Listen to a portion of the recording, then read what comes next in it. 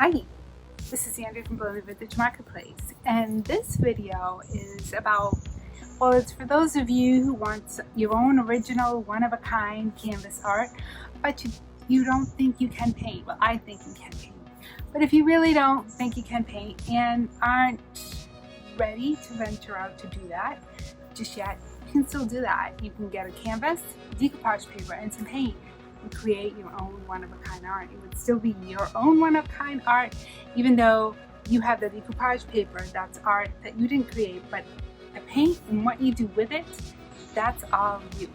And in the next video, we're going to replicate what I did in this video with decoupage paper, but for those of you who do want to paint and not use the paper. So stay tuned. Here we go.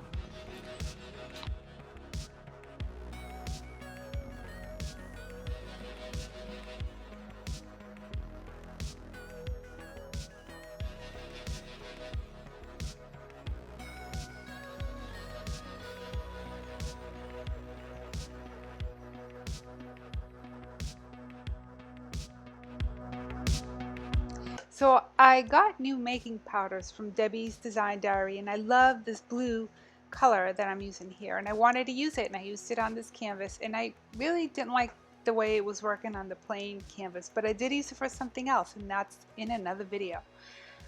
In the meantime, I decided to just hold off on that a little bit and instead start mixing colors that are in the decoupage paper that I'm going to use, and those would be blues and reds and like a fuchsia color and green, and I am just going to haphazardly just put it all over the canvas. There is no rhyme, there is no reason, there's no nothing of the way I did this. I just did it. It's just going in every direction, and it doesn't matter because, well, you'll see, it works out in the end.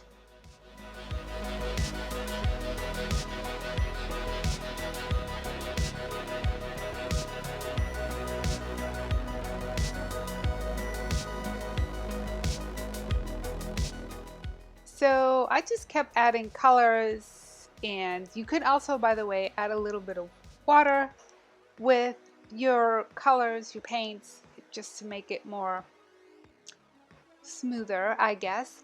So I just started mixing whatever paint I happen to have outside with me, which there was a few neon colors that I mixed with the white, and that just made the canvas a little bit brighter, I think. But I think at this point, I was just trying to hurry it along because, to be honest with you, it was about 1,000 degrees outside and I was dying, and I just couldn't wait to be finished. So you guys have heard me say before that I like to paint with my hands. I think it's a wonderful feeling. It's kind of freeing in a way. So if you're not one of those people that don't like having things on your hands, you should definitely try painting with your hands. And that's kind of what I'm doing here. The same thing I was doing with the paintbrush, only with my hand, just going all over the place in different motions. So remember that making powder that was blue that I mixed with water? I just decided to dip my brush into that and make it kind of drippy. I like the drippies. I mean, this is going to be jellies that are under the sea, right? So it's all good. So then we're just going to continue adding the colors. Now we're going to add those vibrant colors where we had the white and the blue and the green. We're going to add the really fun colors.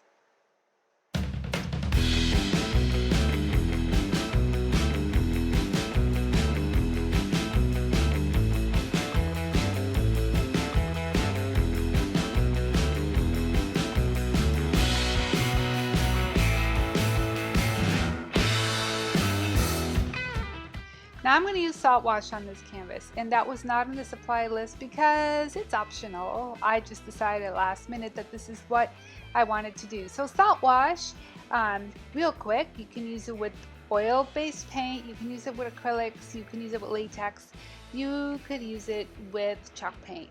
I am mixing it with the acrylics, and what you want to do is get it to the consistency of cake batter. Sometimes it's a little tricky. You know, you want to make sure you put the right amount of paint and salt wash, because if you put too much salt wash, it's very gritty and it doesn't really do much, doesn't stick. And if you put too much paint, it's too watery. So that's kind of, I'm just gonna go for it like this. I like that it's gonna give this canvas some texture. And really that's what it's for. And you, by the way, can use salt wash on furniture. I am using it on canvas because, as I said, I wanted to give it some texture. I don't want it to be completely flat. So that's my goal here. And I am going to apply it the same way I did with the other paint colors. I am just going to put it on here, there, and everywhere. And typically salt wash, you want to dab it on.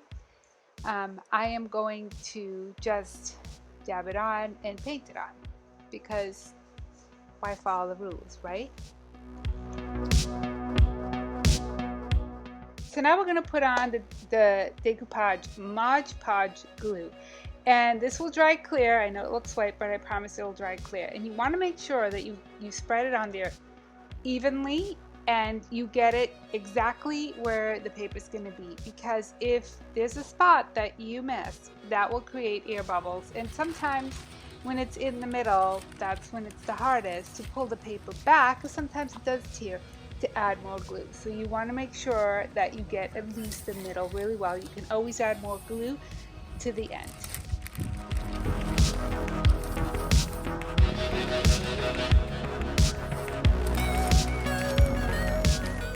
Okay, so you just basically just want to line up the paper as to where you want it. I tried to get it as centered as possible, not 100% centered, especially when you have an easel that just wants to fall down and go boom. So these wrinkles that you see here, you're just going to keep just patting them down and just gently rubbing them down. If you go too hard, it's going to tear. I did end up using more salt wash with my paint, my acrylics, to go over the paper that is now already on the canvas, so I can put a little bit of texture on the paper itself. And by the way, don't be afraid to paint over the paper. It's totally okay.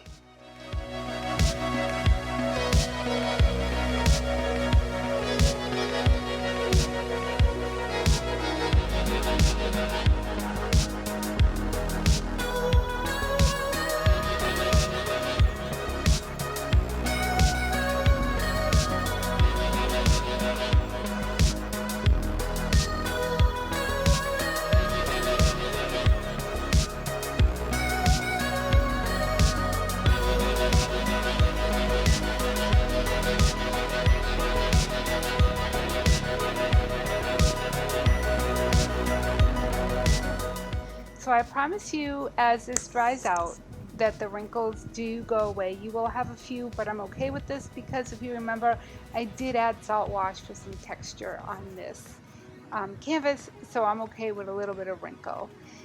So the next thing I did was the paints that we used in the beginning, all of those colors, I started using them again where the paper meets the canvas, because otherwise it just looks like you just glued a piece of paper on canvas, and you don't really want that. You want it to look more artsy.